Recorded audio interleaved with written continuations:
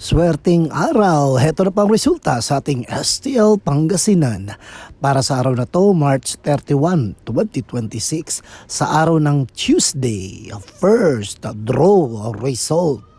Ihanda yun ang mga STL tickets nyo at heto na ang resulta ngayong araw.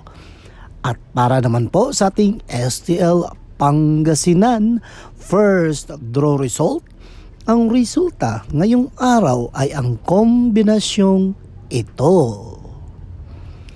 Paalala lang mga ka-STL, dapat wag nating kalimutan ang mga taong tumulong sa atin. Dahil ang taong marunong tumanaw ng utang na loob ay labis na pinagpapala at tuloy-tuloy na pumapasok ang swerte sa kanya. Okay? Don't forget to subscribe, Purple Green TV. Paki-like at share po. Thank you.